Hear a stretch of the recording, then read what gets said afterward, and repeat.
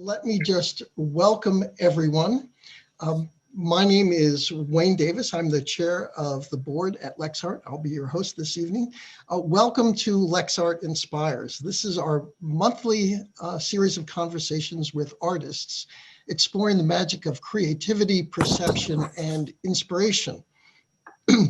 So just a few moments about LexArt. We're a nonprofit artisans collaborative that supports, encourages, and inspires artists and the public at all stages of their creative journeys, and builds community by providing studio space, gallery shows, classes, and workshops.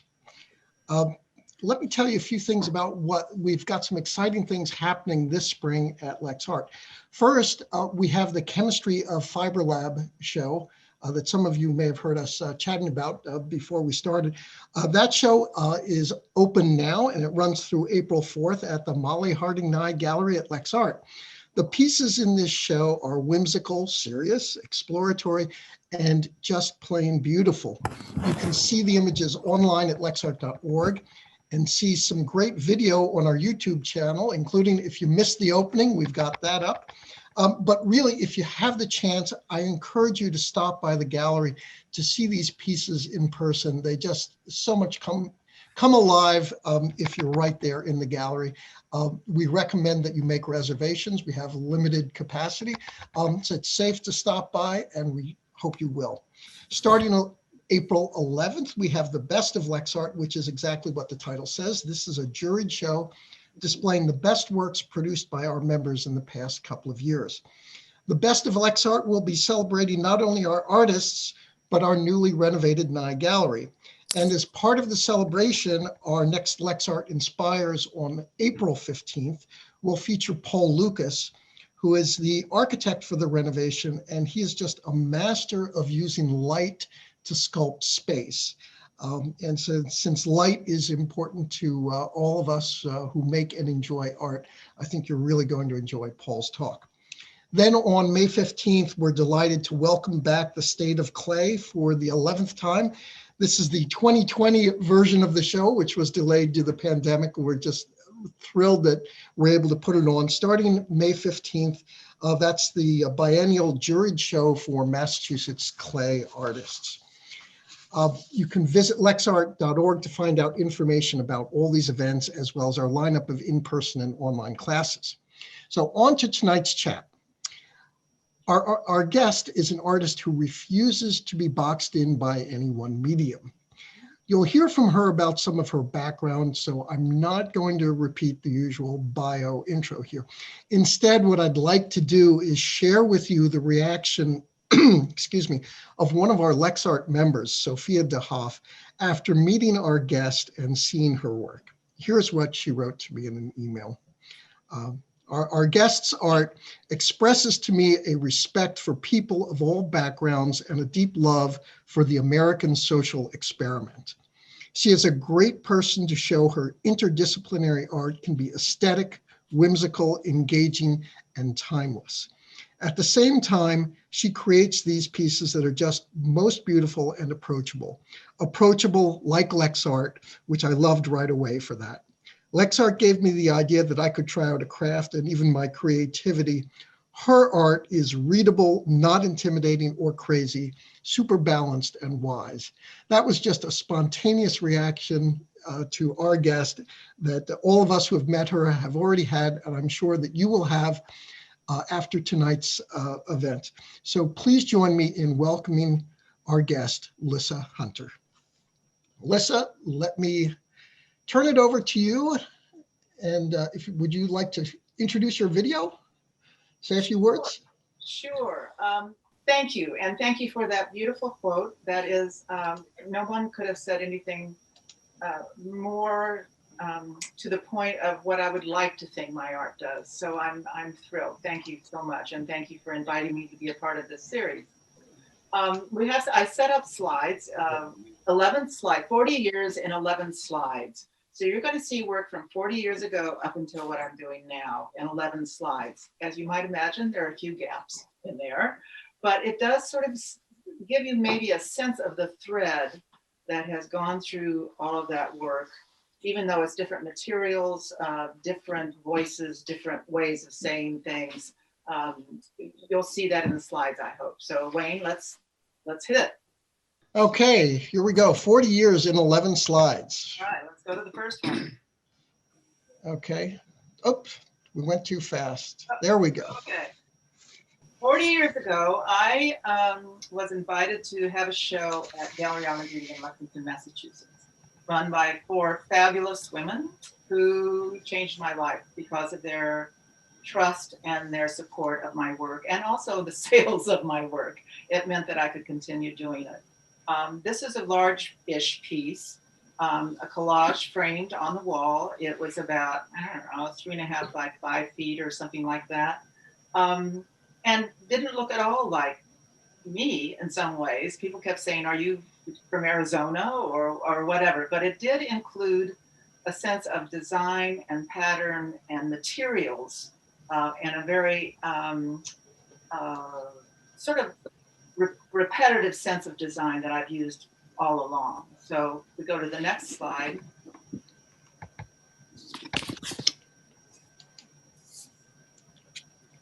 This is a basket.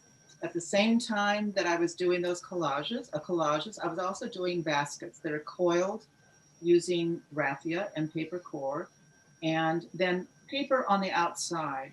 So the paper work on the outside of these baskets was reminiscent of the patterning and also the structures of the collages.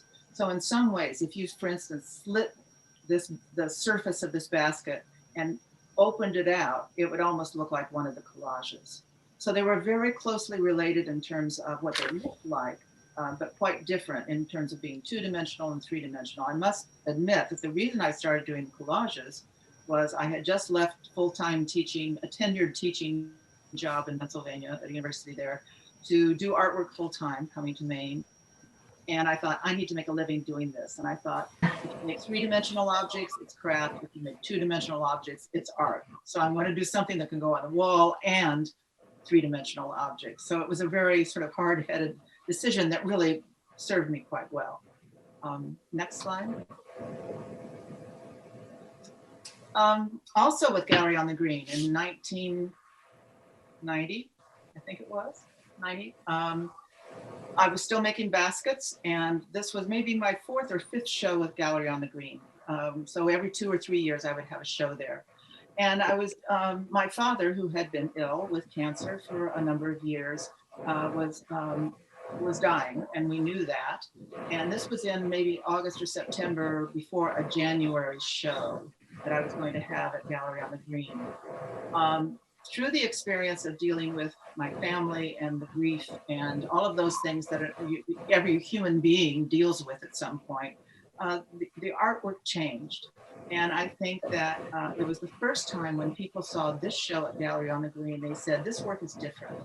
We recognize it as Lissa's work, but it's different. And I think that the power of the emotional experiences I was having really drove the work. This was a part of a basket, as if it were falling apart and literally dying, and yet had a kind of strength and beauty in that in that process. So this was my father's show, I always call it. Next slide. When I edited down to 11 slides, believe me, I had a hard time deciding which ones would go in. For a number of years, I made baskets with paper surfaces and decorative surfaces, and then started got kind of tired of just making basket objects. And so wanted to give them a sort of a stage to be on, someplace to be. So I started making boxes and shelves that then those baskets went into.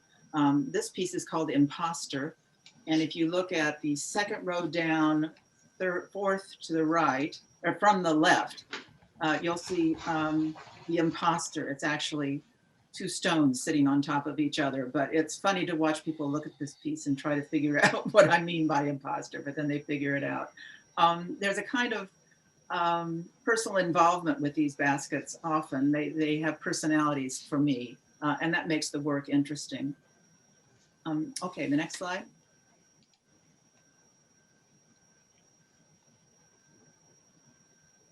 another piece with baskets on a shelf as opposed to in the cubby holes. And so those are the two ways that I worked for probably 10 or 15 years, and found that I was not only making the baskets, but working on the surfaces of the boxes and shelves with drawing and faux writing and all sorts of painterly kinds of ways of working. And those became more and more important in the pieces. Next slide. This is called Harvest Moon, and that is a basket in the shallow cubby hole there. But obviously then the painting, the surface on the box becomes more and more important. This one's about 3.5 feet tall. To give you some sense, the basket is like big as your head. Next slide. And then about, back one. Oh, back one? Yeah. No? Nope. Oh, yeah. Okay. So the drawing is the next one. Okay. So then you can go forward one. Yep. So the drawing on the surface of the boxes, I started actually drawing and really kind of enjoying it again. I went to Indiana University in the art department and have a BA in painting and drawing, and frankly was a terrible painter. And then got an MFA in textile design. And so textiles was my basic sort of where I identified myself, my field. But the drawing kind of stuck with me, but I picked it up again maybe 10 years ago, maybe a little more, and started doing drawing just for its own sake. And then, next slide, also started working with clay. I don't know if any of you work in textile. Probably some of you do work in textiles and know that virtually every single textile technique, whether it's stitching or embroidery or weaving or coiling or whatever, is really slow. So that at some point you kind of have this feeling of, is this what I'm going to do for the rest of my life? And also there were forms and surfaces that I couldn't make with the baskets. And so I wanted to explore clay. There's a group here called Portland Pottery, which is a public school for, not public school, but a school that's open to classes for ceramics and materials and equipment as well. And I took a couple classes there and really kind of fell in love with the plasticity of clay. In many ways, what I do is hand building. I just take slabs of clay and make it into shapes. And the kinds of soft hands that you get with textiles served very well for working with clay. In textiles, you never pull on anything because you'll create a knot instead of undoing it. And with clay, if you try to push it into shape, it will just fall apart and push in. So I think I got the hang of it a little more quickly than I might have coming from another kind of craft medium. But the drawing stayed a part of it, so that in this case, the bird is drawn on a little canvas that goes behind, it goes with the piece. And also I think the pieces look kind of as if they're drawn with charcoal or something like that, but it is three-dimensional. This was called Coming Home. Next slide. Oh, there we go. Spoons. It's probably been 8 years ago or something like that. I was looking at my grandmother's and my great aunt's spoons that I inherited for some reason, silver, like little silver teaspoons, and they had, people would give them to each other for birthdays and anniversaries and stuff. So I have some spoons that have my great aunt's initials and a date on 1897 or something like that on it. So I started looking at them because they're so beautiful and thinking, this little thing that's what, 5 inches high or something like that, has all of this detail and this extraordinary workmanship on it and how beautiful it is. So I started drawing them larger, maybe a foot high or something like that, because I thought it's really interesting. One of the things I've always been interested in is getting people to look more closely at things. We get so much big bombastic kinds of imagery at us all the time. And I think narrowing down and looking at things really can be very edifying. You can see so much more that way. So anyway, the piece on the left is one of my grandmother's spoons. And then I thought, well, what kind of spoons are there? And slotted spoons, which I don't know, we always grew up with slotted spoons for cooking. And I looked online and you wouldn't believe the number of different kinds of slotted spoons there are, this piece is maybe, I don't know, so high, 15 inches high, something like that. And I enjoyed those. And then I thought, well, what in nature would be a spoon if you saw it? And so I did a series of small drawings that were, in this case, I was going to try to make a spoon out of a feather and an eggshell, but I couldn't do it. So I drew it. And then after that, I started seeing like a twig with a leaf on it that was curled up, and then that's as if it were a spoon. And so I drew that. But the idea of once you get an iconographic form in your head, you start seeing it everywhere. It's like learning a new word, and then suddenly you hear it everywhere, and you can't imagine you never had heard it before. So there was this series of spoons, and I still do spoons. Next slide. So then I decided to make spoons, and these are a combination of wood, found objects, clay, coiling, natural objects, all sorts of things. And a friend of mine, Joe Staley, who is a wonderful artist in Columbia, Missouri, and I were going to have a show in St. Louis last year. It opened on March 6th, and the gallery, of course, closed because of COVID on March 12th. So not a lot of people saw the work. But in the fall before that, American Craft Magazine wrote to the gallery and said, we'd like to know about this show and put it in our calendar, and we need pictures. Well, neither Joe or I had all of our work done by any means. And so I had done a few spoons, and I said, okay, this is a detail of 100 spoons. I just said, I'll make 100 spoons.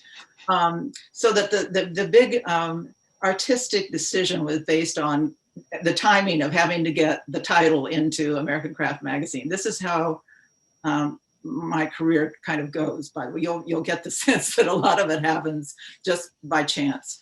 So I made 100 spoons, and this is a smaller number of them.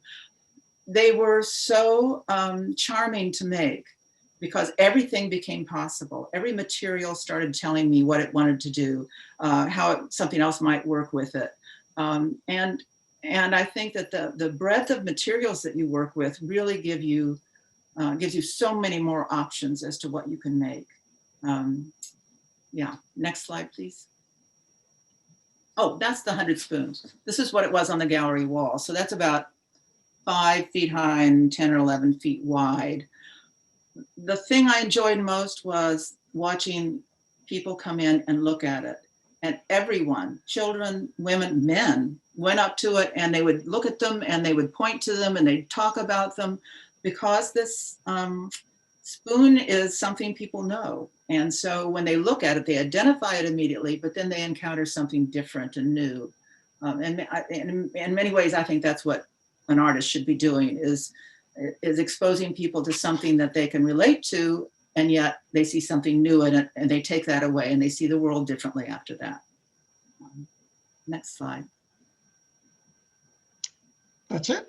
That's it. Okay, that's the latest of the work. So that shows you, that was 40 years, believe it or not. And now I'm doing some things that are related to that, and I'll show you a little bit of that in a minute.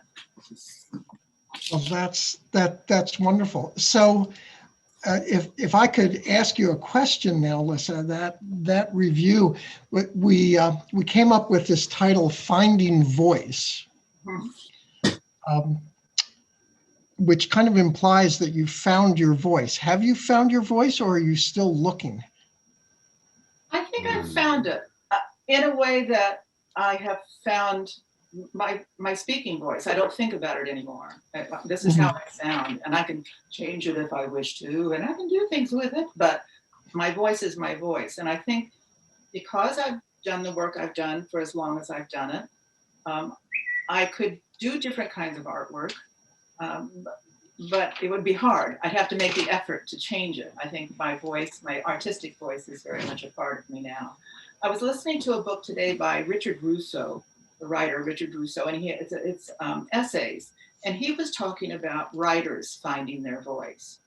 And he's very much a proponent of just putting in the time and doing something so that you sort of educate yourself to response to your work. He was talking about the Beatles going to Germany and when they were just forming, and they were not a great band, and the only place they could play was like in strip joints and things like that. So every night for 4 or 5 hours, 7 days a week, they were playing music to an audience that wasn't there to see them the way later certainly people went to see the Beatles. And they said that when they went back to England in a year or 8 months or whatever it was, they were a totally different band. Not because they learned anything, but they experienced things. They experienced how they worked together, how audiences responded to them. They could say, this isn't working, this does work, whatever, in an organic way that only happens over time. And it made them then the band that they became. And I sort of get that. I think it's very difficult when you only have weekends to work on your art, and you have to pull it out of under the guest room bed and work on it and put it away, and you maybe get an hour here or there. It's lovely, and I think people should continue to do that if that's the way one has to do it. But there's something about the intentionality of committing to this that has formed my voice, whether I wanted it to or not, because this is just, this is what I do.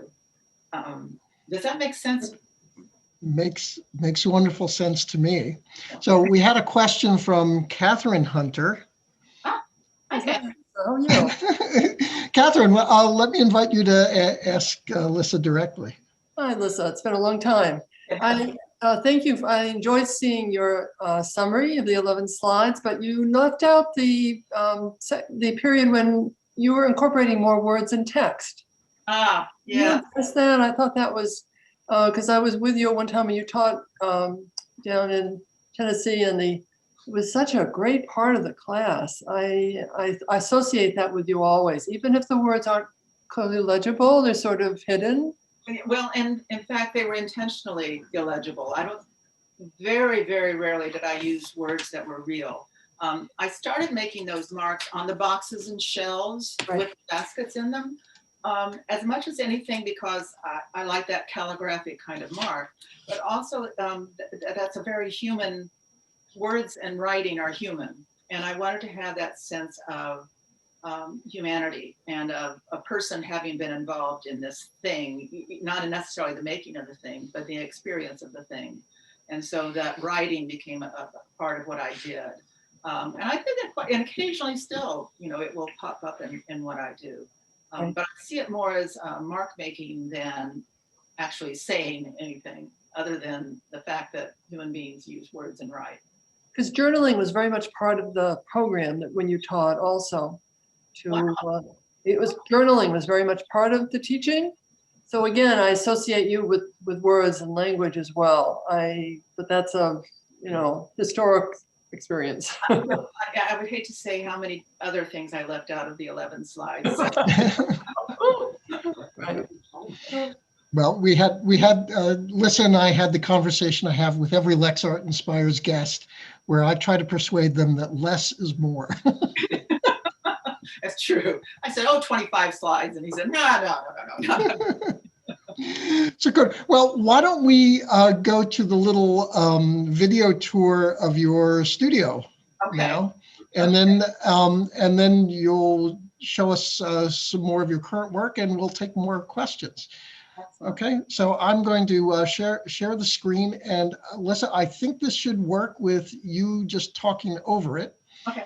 And it's a short video, just 43 seconds. The reason I wanted to show this is that this is in my garage, and this is the upstairs of the garage. And I wanted to show you the downstairs. I have half of the downstairs, and that's the clay studio. So it can be dirtier, and it has a very different sort of an industrial quality as opposed to this is a little more gracious. Okay. But it is handy, actually, when you are doing disparate kinds of work, then it's very helpful to have them in two different places if one could affect the other. I don't have any water out here, so my water system is 2 big buckets of water that I bring out from the house. But if I did have water in the clay studio, it would make it even more different because it would be much messier. But it's nice to have that space I can just leave and come upstairs. And the other half of the downstairs is Kirby's, my husband's, and it has motorcycles and car things and saws and that kind of stuff. It's the dark side. That's what we call the dark side of the garage.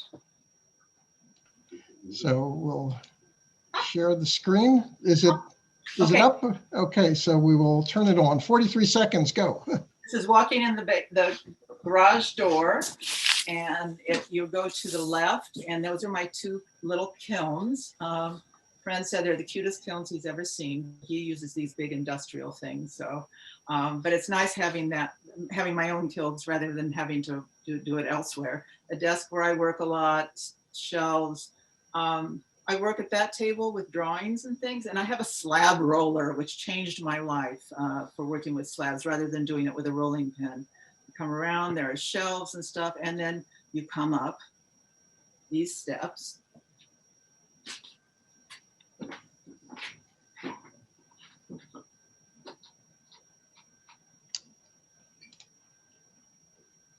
And then we're back upstairs. Right up the steps. So that's the studio. That much downstairs, this much upstairs. And I should show you this. This I think maybe you can see this. This is an article in American Craft magazine of the studio I used to have. It was about, I don't know, 1,500 square feet, something like that. No, not that much, 1,000 square feet. Huge place, big windows in an industrial building. It used to be a hardware store and warehouse in downtown Portland. And about 7 years ago, they sold it for condos, which is a story a lot of cities are dealing with, I'm afraid. And so I had to move out. And my landlord, bless his heart, had raised my rent only twice in 17 years. So I was way under market in terms of what I was paying. And when I looked around for other space, I wasn't going to find anything that was even close to that for what I could afford. So that's when we did the garage. I loved having the big walls in the other space, but the truth is you can do what you need to do in the space you have. And so the smaller space means I generally work smaller, but I still have done some large work, and it works quite well. It just changes your voice a little bit. It adds to it. And I've enjoyed having, the commute is great, of course. It's like 30 feet from the house, so that's nice. Great. So why don't you show us some of what you're working on now? Okay.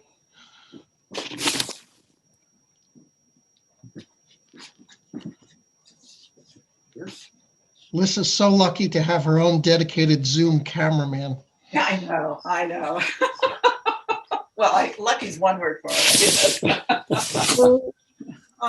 These are 3 panels that our lovely contractor, the man who built this garage originally, made so that, and they each come apart. I could take each one of these and move them around or take them away completely, so that I have the essence of a wall. Because you'll notice that all of the walls in here are slanted walls. They're all part of the roof line of the garage. But on this wall, I can either literally paint and draw, or I can what I call drawing with these 3-dimensional objects. So that in this case, these are all just in the beginning stages of my working on them. This is for a show this summer at Coast Street Arts in Portland, Maine. But for this, I had these shelves made, and I'm working with the idea of bowls. I had done some drawings of bowls, a fair number of them, and I really kind of enjoyed that. And then I thought, okay, well, if I'm going to do something else besides spoons, what about bowls? So then you start thinking, what is a bowl? Where do you see it in nature? How does it manifest itself in other cultures around the world? It opens up a whole way of looking at the world differently by just choosing one simple idea. So, for instance, a bird nest is a bowl of sorts. This is coiled. It's the basketry technique. But so you might look at it and say it's a basket, but it's also a bowl. So how does that play? These are all, none of this is done yet by any means. I'm just fiddling with it. So, and this is ceramic. So it's clay porcelain, but also bowl form. So no matter what materials you're using, you can still express bowl form. And this, Ellen Weisky had a place called Metalworks in the Boston area, did his online workshop and taught this way of working with wire called tinkering. Might have another name as well. And I've just gotten nuts about it because it's so much fun to have another way of making a bowl. This is a wire bowl basket, but then I put paper on it. So it becomes a very different kind of thing. I don't know if you can see how translucent that paper becomes.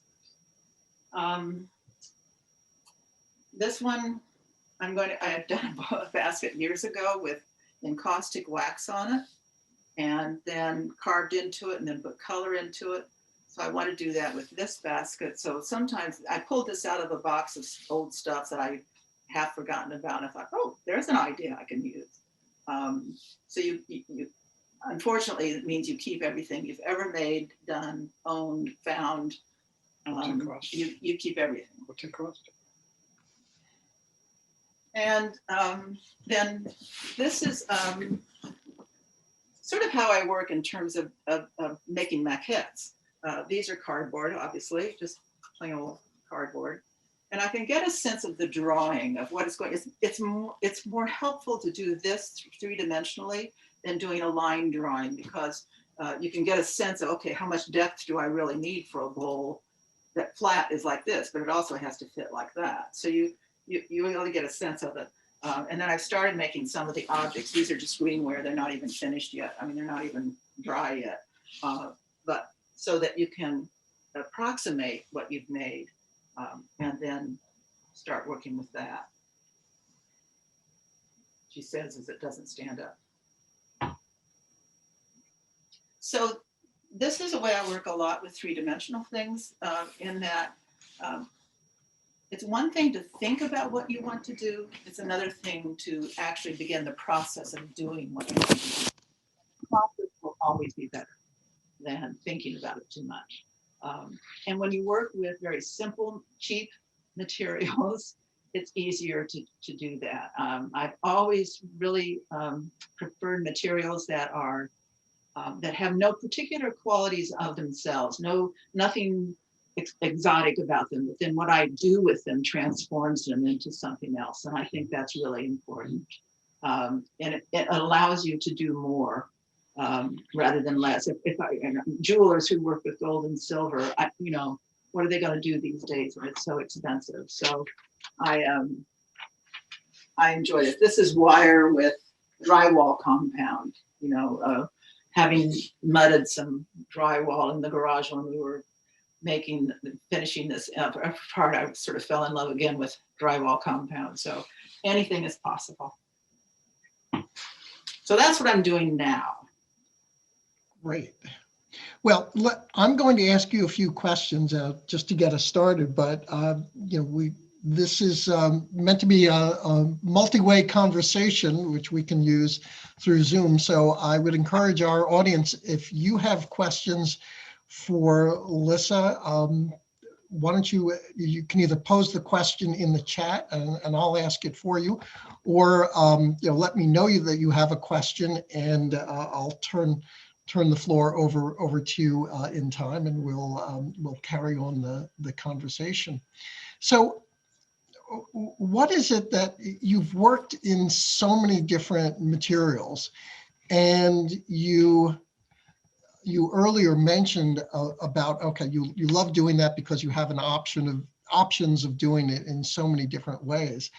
How do you balance that against the sort of the forced tension and creativity of actually limiting yourself and saying, okay, well, within these constraints, then I need to create something?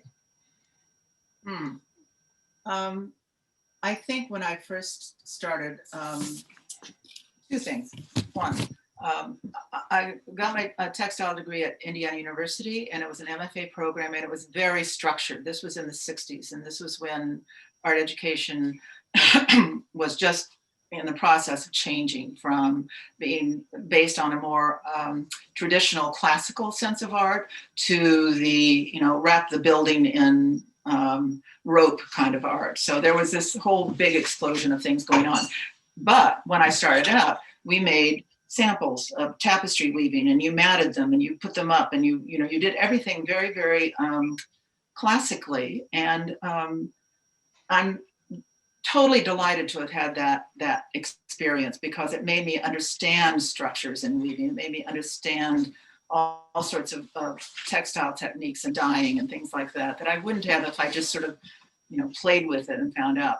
And that set the bar for how I kind of approach everything that I do. I could play with clay, but I wanted to take classes and be able to ask the questions I needed to know.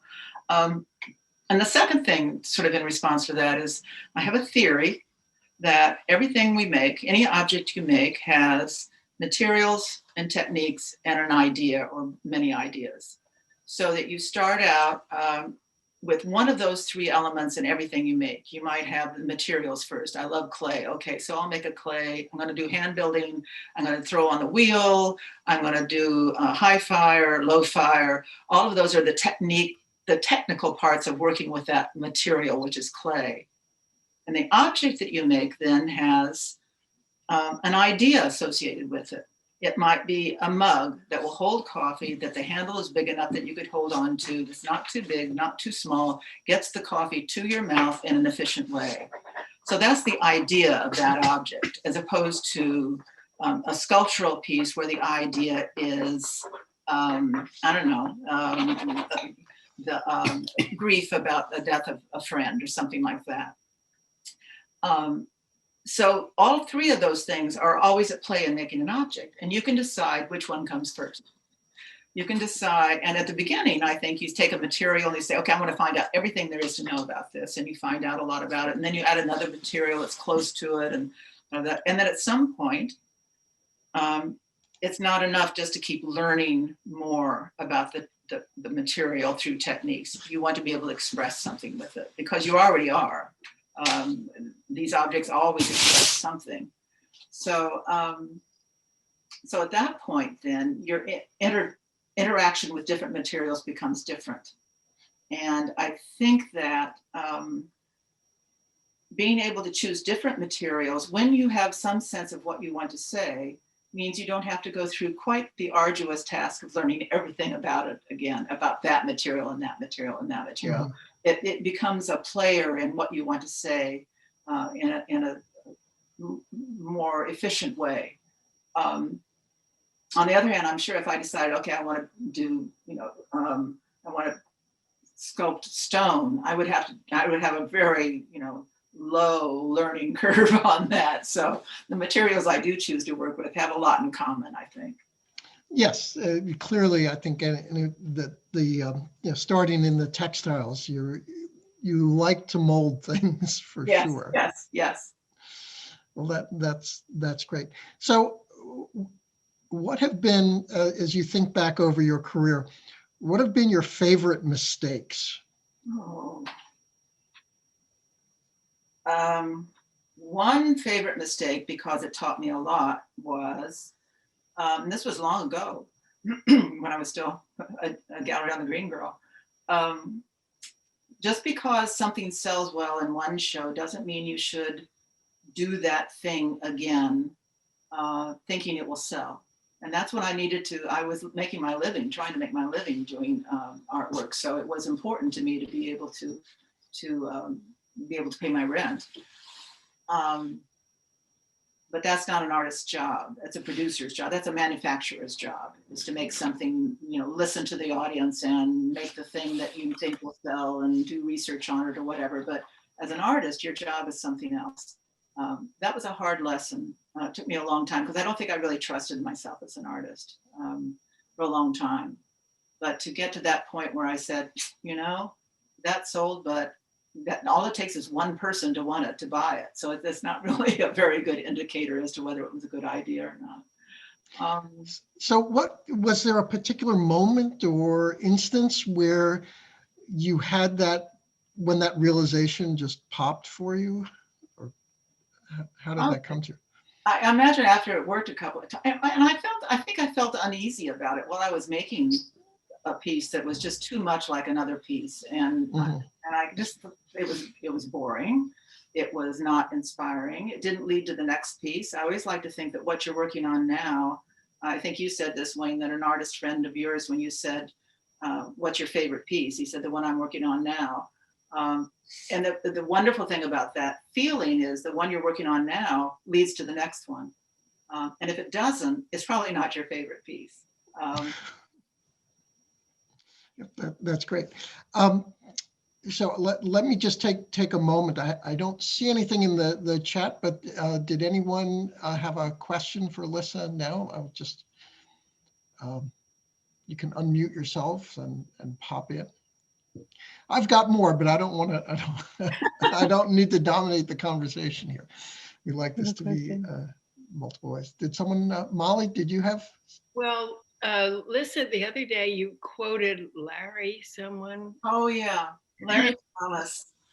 Thank you, Molly, because I think this is, I thought it was wonderful. it is wonderful. It's very wise. And Larry Thomas is an artist in California who has taught all over the place. He taught at the San Francisco Art Institute for a number of years, and then he's taught workshops. And I first took a workshop with him at North Country Studio Workshops, which happens every 2 years at Bennington, Vermont. And through that, then I asked him if he, my affiliation with Haystack Mountain School of Crafts, I asked if he would be interested in teaching there. And so I took a class with him there. He's a wonderful teacher. He's a lovely man and a fabulous artist, especially in drawing. So he really enlarged my interest in drawing and made me feel more powerful that I could actually do this through his classes. But anyway, I was saying at some point after those 2 classes, I said something about it. He said, what are you drawing these days or something? And I said, I don't know. I can't find anything that really, is interesting enough to draw. And he said, don't look for something powerful to draw, important to draw. Don't look for something important to draw. Make it important by drawing it.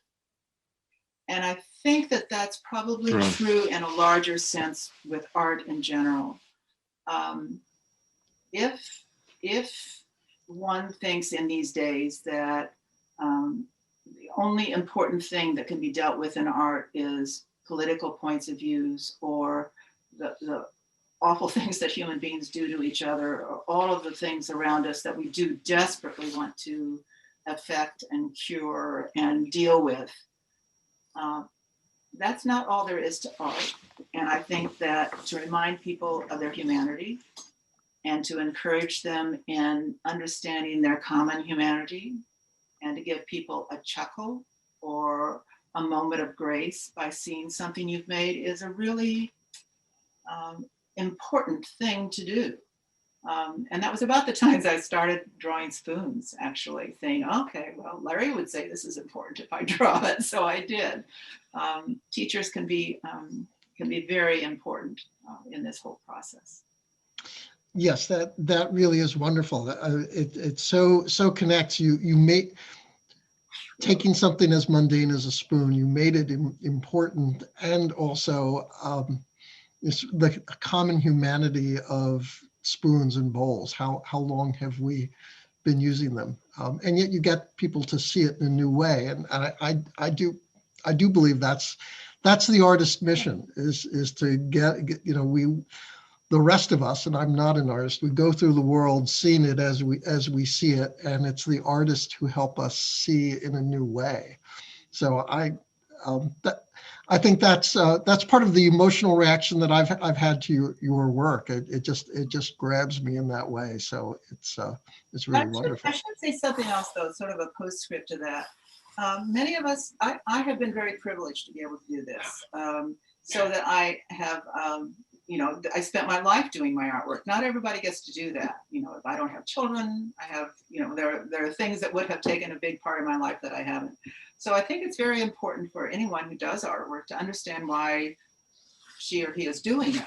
That it might be because it gives you pleasure, and that's just fine. It might be because it's a relief from the craziness around you and you get to control this stuff. That's just fine. It might be that it gives pleasure to your friends and family around you. All of those things are fine. Not everyone needs to be an artist. I just happen to have chosen, I always say that when I had to fill in an application form and it said occupation, it wasn't until I would fill in artist that I thought, okay, I really am an artist now. So not everybody needs to or can do what I've done. And I thoroughly understand that. Well, it was wonderful to hear about Larry. And that was what, how long ago? 40 years ago, 50 years ago, he said that to you? Less than that, but still. Less than that, but still. Who else has inspired you in your work? Oh, wow. There was a man named Garl Antresian, who is was an extraordinary printmaker, painter, artist that taught at Heron School of Art in Indianapolis when I was growing up. He was my parents' generation. And so I knew him all of my life from when I was very small. He then went on to develop the Tamarind Institute in California, which was a printmaking collective, and sort of reinvented the printmaking, can't remember the name of the technique, that uses stones. And then that was moved to University of Arizona or Arizona State, I can't remember which, and he went there and taught for 30 years there. But anyway, he was just Uncle Garo to me as a child. And then I lost track of him. And then as I moved up to Maine to do artwork full time, I got back in touch with him and his wife. And his grace and his intelligence and his humanity was like, well, of course you can do this. He was very influential, probably because I had known him since I was a kid. And so he was like this human being. The first artist studio I was ever in was when I was like 9, and it was after a Brownies meeting at their house, because anyway, I walked into the art studio and I knew that was something I wanted to know about, the smell of oil paint, and I just loved being there. So he was very important. Fred? Lots of people in smaller ways. Fred Lynch is an artist, a Maine artist who passed a couple of years ago, who was a friend more than a teacher, but he had a way of defining himself as an artist and how he worked. That was very influential too. I'll think about that. Good. Well, Paula, did you have another question, Molly? no, Paula Lewis does, about color, about, let's see, what does Paula say here? From what you've shown us, it does not seem that you you work with many colors. Have you ever used color in your creative journey? Yes, but very, as I look back through all these slides, kind of deciding what to put in my 11 slides, I realized how I have a very limited palette. It's very much earth colors, and the work that you've seen on the wall, that is the work of what I'm working on now, may have color in it. This is just as far as it's gotten, so it's very black and white now. But I never have used, bright colors or pink, or that's not my voice, I guess. I suppose I could if I had to. But also, I am convinced that I had cataract surgery 4 or 5 years ago, something like that. And I think for 4 or 5 years before that, my sense of color had been changed because of the developing cataract. And I started doing more black and white stuff. Part of it was the drawing, doing black and white drawing. And I'm convinced, I don't know if this is scientifically true, but that because of my vision changing, what I did changed, because it made more sense. Black and white made sense to me, and I could control it and do what I needed to. I didn't make that choice, but now that I look back, I think that was important to why black and white, high contrast, became more and more important in my work. Yeah, Rachel had a great question here. You were talking earlier about the sense of being an artist, and you said you didn't really believe it until you had to fill it out on a form. But apart from that, when is it, was there a moment that you felt like you were an artist the way that you think an artist, whatever your vision of what an artist is or should be? Was there a moment? It was, actually, it was very much tied to Gallery on the Green. It was the first time that a professional gallery kind of had a kind of commitment to me. I had shown work before in other places here and there and bits and pieces, but they really committed to me as an artist. That was profoundly important to me. And I would say that's the moment that I said, okay, I can do this. There are other people who believe in my doing this and are supporting me in doing this, and so I can do this. And was there, so that was a sort of the self-recognition as a professional artist. Was there, if you think back earlier in your life, perhaps childhood or whatever, was there a moment when you had this feeling, I'll wait for you to get whatever you're gonna get here, when you felt like this is my calling, when you were much younger? This, can you see this? Yeah.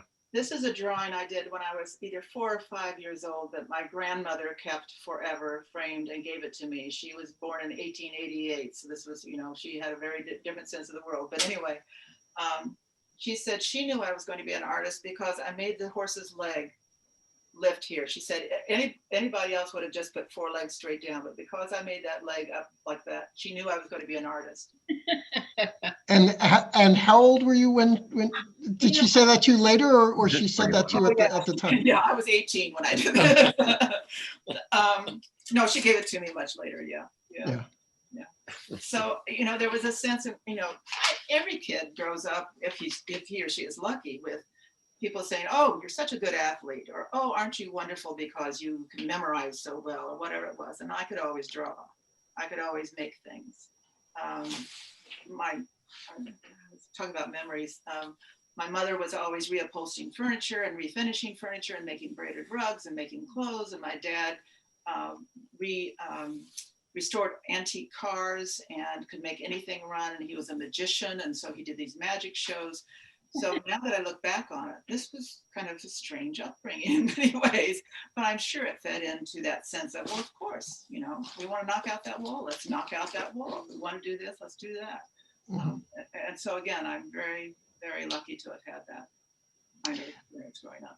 So I know you've taught a lot. You started out life as a professional life as a art professor at a state college, and you've taught other classes and workshops over the years. So what do you think the role is of this thing that you got from your relationship at Gallery of the Green, of that somebody believes in you? It's huge. It means that I am both a good teacher and a not very good teacher. I'm a good teacher in that I really want to find the best in students and encourage them in that. I'm a bad teacher because I'm very, sometimes I don't say what I should say in terms of, that's really awful, don't do that. I will find a way to couch it in nice terms. But that's the way I work, so I'm not going to change that. But I think that sense of support and conversation, they were so helpful to me to say, this needs to be different. This, let's look at this framing, whatever. They were. It was beyond just, okay, bring the stuff, we'll put it on the wall and sell it. It wasn't that at all. And I think when you teach, you can say, this is how you do it. Now go do it. You could be that kind of a teacher. So I think the responsibility is that conversation that happens back and forth, with each side having some investment in what comes out of the relationship. Yeah. There's a big topic for me because of what we're trying to do at LexArt. I had a great discussion with one of our members a year ago. Um, he said, "Why are we doing this? Why does making art matter?" And I said to him, "Well, why did it matter to you?" And he thought back to when he was a teenager, and this guy was a very accomplished engineer of some sort, um, and a skilled woodworker. But what he said was that the combination of doing something with my hands and discovering that, yes, I could produce something, and that I had an adult in my life who expressed belief and confidence in me, was a foundation that has served me my entire life. And it speaks to the importance of a making education early in life, irrespective of what people are going to do, because this gave this particular person a confidence that literally carried through his entire life and everything that he did.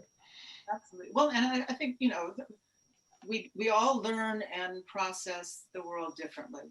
And to say that art is not important when probably a third of the world population is visual, it takes in information in the most efficient way visually and puts it back out through that process, to say that they're not of value, that they really need to learn math instead, is kind of arrogant to begin with, and also I think not very helpful.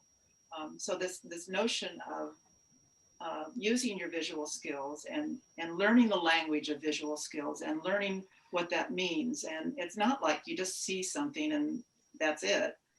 You can learn how to see. Yeah, I get a little crazy about that, the whole STEM thing as opposed to STEAM, and it's a different Sure. different way of thinking, a different way of seeing, and it has value. And not that the other doesn't, but they can all work together rather beautifully. Well, we just have a question from Kendra that picks up on this theme of learning from each other and how people learn differently. She's asking, can you speak to the value of peer review or critique groups? Yeah, it so depends on the group.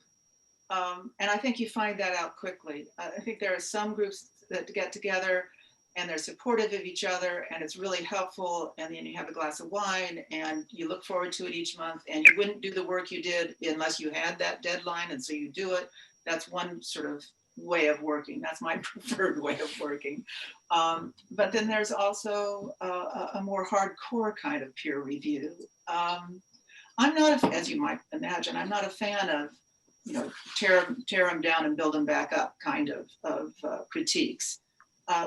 But again, this Richard Russo thing, book that I was listening to, he talked about Malcolm Gladwell's notion of 1,000 hours to become something good, to be able to do something good. 10,000 hours.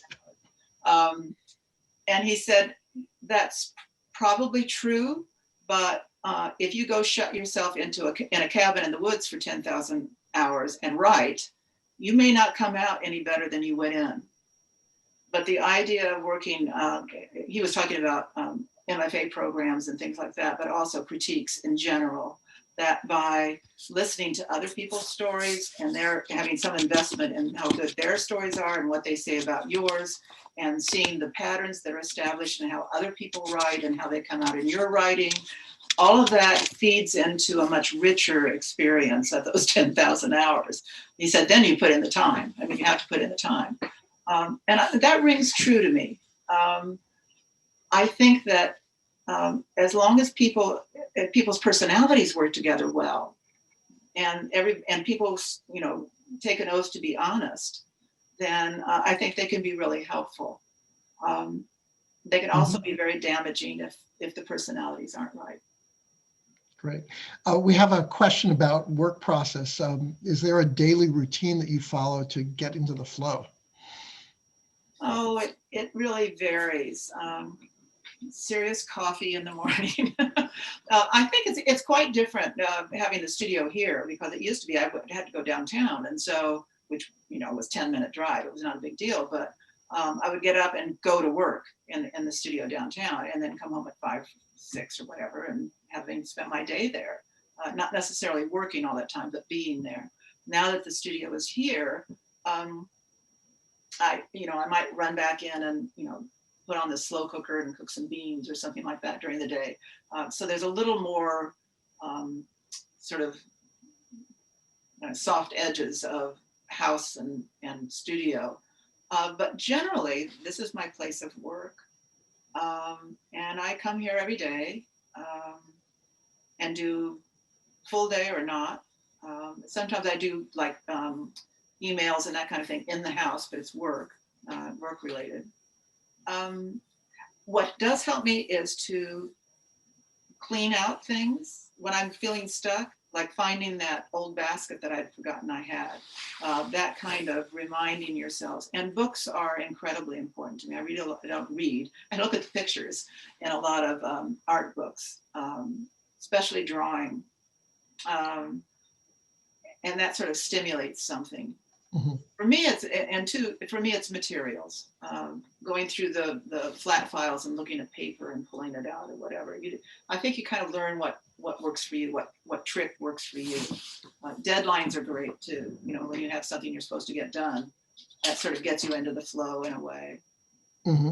That's not very helpful, but that's what I do. Well, each person is different. So, well, it looks like a number of people said I was too harsh on you. Should have let you show more slides. They'd love to see more of your work. So, what is the best way to see more Lissa Hunter? Well, lissahunter.com. There are a lot of images there, and they're divided into decades, and they really show a lot, and that was the intention. And there are some articles and all sorts of things there. I'm frankly quite pleased with it. A young woman named Sarah Sawtell, who is a recent graduate from Maine College of Art here, did the website, and she did a beautiful job. So that's what I would suggest. I'm on Instagram. I don't do Facebook, but Instagram I do post periodically. And if you're interested in, I do send out a newsletter, theoretically quarterly, but sometimes more often, sometimes less often. So if you wanted to sign up for that, you can just do that on the website too. And then I would send out, you'd be on my mailing list. That's good. Thank you. And the next question. So what are your thoughts on art making during the more mature second half of your life as compared to your life as a younger artist? Oh God, it's so much more wonderful. It's hard to divorce what I do in art from who I am as a person. I can imagine people whose later lives are unhappy and discombobulated in personal ways that would not be advantageous for their art, or maybe it would be. But for me, there is a kind of sense of, it's a little late to decide I'm going to be a psychotherapist or a ballet dancer or something like that. It's like, this is it. This is what I'm doing.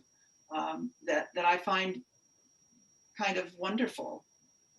And also, I think it's true with anybody as one ages. You just have so much more experience and so much more insight into the world around you and how people behave or don't behave and all of that.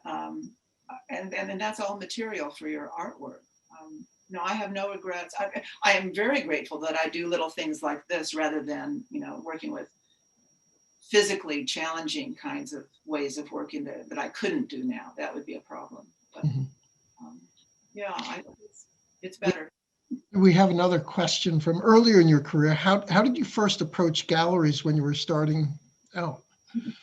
Well, actually, and maybe the follow-on is, and what did you learn from that? It was so different then. I was saying to somebody the other day, the most important thing you had to have when you first graduated and went out and started to look for galleries was a letterhead with your name and address on it to show that you were professional. And you would send a sheet of slides and that letterhead and send them out and and that's very different. But I must say the best galleries, the galleries that were the best for me in all sorts of ways, were ones that I didn't apply to. Gallery on the Green saw my work at an auction in Portsmouth, New Hampshire, which I was told about by some guy who I think kind of liked me. And so he was telling me about this gallery, and I sent in the work, and they saw it, and they came to the studio, and that was how that happened.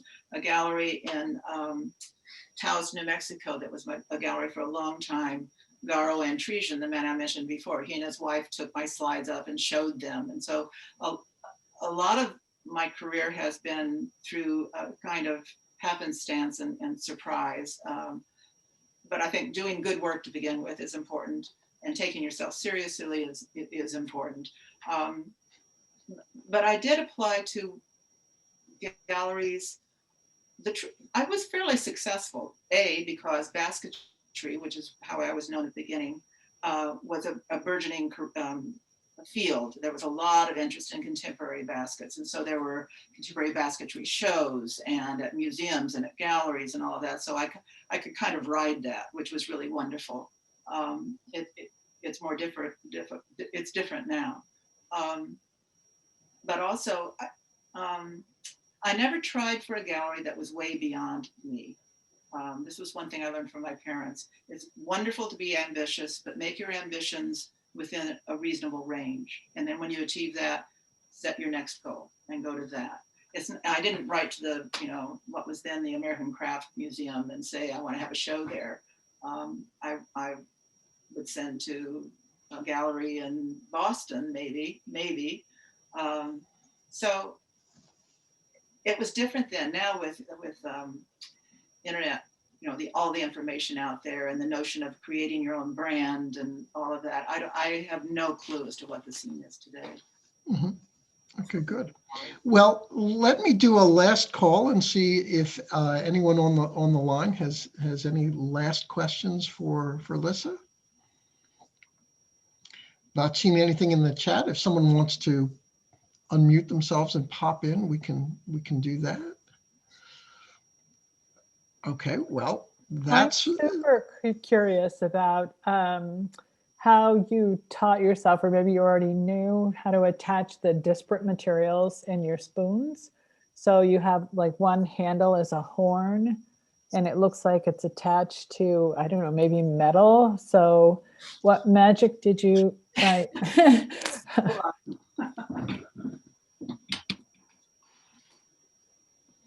It's a matter of engineering, actually. This is one I'm making now, a piece of bamboo, and then I coiled the for it, and it will slide down in here and then be stitched on. So that's one way. This is clay, and then this is an old tool handle, and so I put it down in here, and then it needs to be wrapped and stuff like that. My dirty little secret is super glue. Excellent. Yeah. Chemical bonding, we'd like to call it. Chemical bonding. I am totally convinced that if basket makers in 1800s Plains Indians had glue, they would have used it. I have no problem with that. It's a matter of using the materials you use honorably. For instance, I wouldn't glue a bead on. Right. It would have to be stitched on or tied on. But I will glue a handle into something to make sure it really holds. And how much fun was it for you to really explore that one form? I mean, I have this idea for exploring a bird form, and I'm to make 100 birds, and I'm only up to about 20. So wow. I wondered if you might share a little bit about that, like the sort of, maybe it's a hunt, right, for the next idea. Yes. And what I loved about it was that everything I saw became potentially a part of a spoon. It's like I found some things in a box that I had, and here's this rusted spring, and I thought, well, what if if you had a little thing here that would become a spoon handle, or this. It's a spoon just as it is, so that you kind of see things differently. And again, it's using the materials honorably. You have to look at the material and say, will this actually, if someone were to use it, would it indeed hold up? Not that they would use it for soup or something like that, but Yeah, Thank you. Oh, with the birds. I think that's great. Yeah, they're great. Yeah, yeah. It's a great challenge, and I have a tendency to anthropomorphize everything. I don't know, like when I walk around, I see.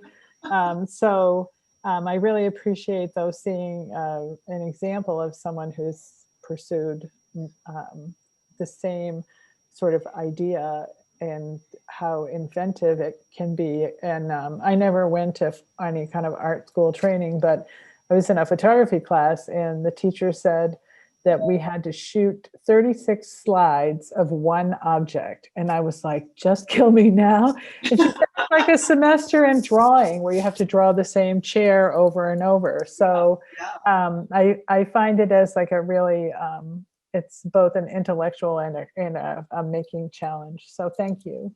You're welcome. Well, Cassandra, I thought you were going to offer that if Lissa was going to stay on kitchen implements, that you knew someone who could help her with the potholder series. Yeah, Cassandra has produced quite an oeuvre of wonderful potholders recently. Wonderful. Yes, so it has been wonderful. Well, thank you so very much, Lissa. It has been a real pleasure. I've had such a good time working with you over the last couple of weeks, getting ready for this and this evening's discussion. So thank you so very much.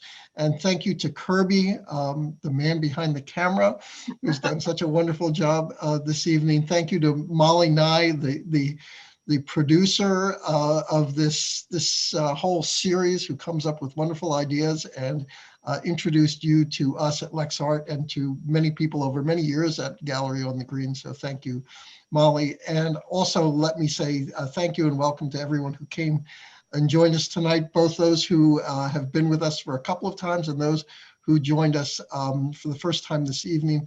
We do this the third Thursday of every month and always have a lot of fun.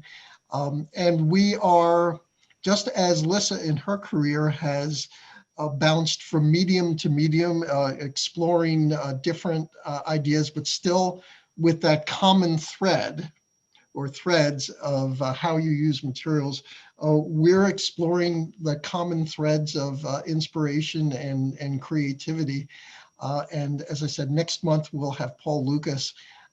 He's an architect, but the way he works with light is just wonderful. And we thought it would be really thrilling for our artists who paint and draw and do ceramics, polymer clay, photography, and so forth. So everyone is dealing with light, and to see how he thinks about and uses light in 3 dimensions is really exciting. So we're really looking forward to that. Terrific. So great. So we'll call it an evening now, but as I say, we'll leave the Zoom open, and if I don't know if there's anyone who hasn't seen Lissa in a few months or a few years and would like to say hi, certainly encourage and welcome people to do that. So thank you and good evening to everyone.